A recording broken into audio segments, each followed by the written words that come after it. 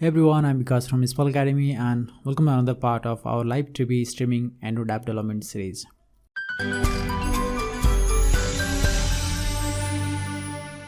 So in the last video, we created the JSON request, okay, and we extracted the data and we stored that data in our logcat here.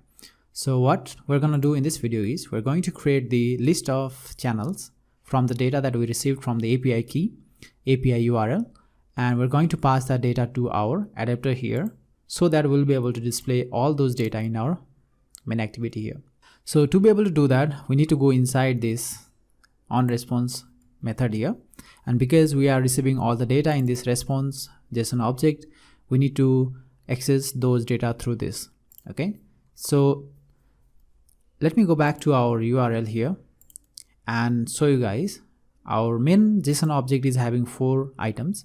Inside that items we are having the data or channels. Okay, so each channel is having 10 items inside. Okay, so we have the channel class created and our channel class does contain the 10 items or 10 fields to store all this data. Okay, what we need to do in our program to access all this data is to loop through this main object here. So this object is having 4 items, so we need to loop through this JSON object, this JSON response, and access the data for each of these items present inside this JSON object here. So let's go to our data here and run the for loop. This response is containing multiple channels, right? So we need to access that using the loop. So we'll run the for loop. So integer I equals to 0. This is the standard for loop, and we'll pass the response dot length, and we'll pass I plus plus to increment the count. And now inside this we'll create the JSON object. And why is that? Because every items inside this JSON object is also a JSON object, so that's why I'm passing the JSON object here. So this is our channel data.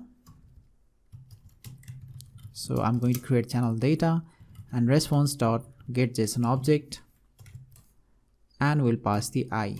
Now here the I is integer, but if I go back here in our data, you can see our count number is string here. Okay, so we are wrapping this number with the quotes, that means this is a string. So here we need to parse this integer. So what we're going to do is we're going to use the string value of method and we'll parse our I here. In that way we'll be able to access the data. But it is also displaying an unhandled exception error, so we need to surround this with try catch. So we just did that, and now the error is solved. Okay, now we can access the channel name and data using this channel data object here. So let me log the data and show you guys if we were able to receive the channel name or not. So channel data dot get string, and I will pass the key, and the key in our case is, let me expand this, is name. Okay, so I'll pass the name here and we'll run this application to check if we are able to receive the channel name or not. And here you can see we are receiving the channel name. So this is our global name, CBS, CNN, and so on. So that means we are able to retrieve the data. Now our job is to create the channel object. So I will create the new instance of our channel object, channel class. So channel C new channel. Okay, and now I can set the data of our channel fields. So if you remember, our channel class is having all these data here, right? All these fields here, right? So we can store the data. So let's go back to the main activity and store the data. So set ID, and here we'll use channel data to get integer, and we'll pass the field ID. Okay, and make sure these fields are exactly the same as given here. Okay, because if you give any another key, it won't be able to fetch the data. So this is our key and this is our value here. Okay, so JSON object always comes with key value pairs. So we'll do the same thing for all the fields. So c dot set name, channel data get string, and we'll pass the name. C dot set description, channel data dot get string, and we'll pass the description. And here you might be wondering why I'm using get integer here and get string here. That is because if we go back here, you can check our ID field is having the type as integer and every other thing is having type as string here. So that's why I'm using the method getInteger here and getString here. Okay. And now I'm going to do the same for all the fields present here. So I'll just fast forward the video here.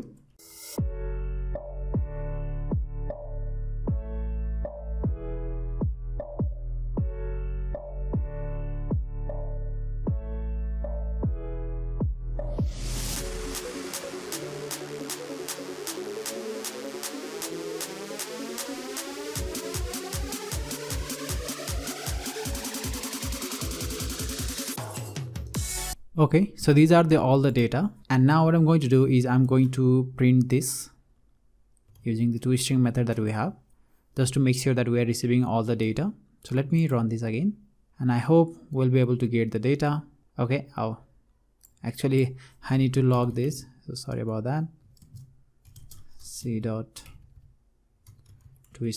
So let me log the data. Okay, now we are receiving all these data here inside this for this channel class. Okay, you can see, and I hope none of these data are null, because if any of this data is null, that means we have not given the key properly. So yeah, none of the data are null. That means we have received all the data properly here. Okay, now I will just comment out this log, and I will add this channel to channel list. So channel list.add c, and now I'll finally notify the adapter that we have changed the data. So we have the adapter for this big slider adapter, and we need to notify the adapter that we have added new channel to our recycle view list every time when we run this loop. Okay, so every time when we add the new channel to this channel list, we will notify our adapter that we have made some changes. Okay, and that way it should be able to display all the data. So now when I run this application, it should display the data in our emulator here. Okay, you can see it is displaying all the data present in our news category. Instead of displaying the channel from the news, what I want to do is I want to display all the channel available in our application. So to be able to access all the channel, here I can specify channel equals to all. Okay, so when I specify this parameter channels equals to all, it's going to just list out all the channels here from all the categories. So I'm going to copy this URL, go to my Android Studio, paste it here. But our application might have like hundreds of channels. So what I want to do is I want to limit to 10 channels only. Okay, so to limit that, I can limit it here. But as I said, we will use this channel adapter for all others recycle view also. So we need to check the condition here using the type that we have here. We will do that in the next video. So that's it for this video, guys. I hope you were able to get this big slider in the home page of our application, and we will further develop this application in coming videos. So don't forget to like this video, subscribe to our channel for more videos, and I will see you in the next one.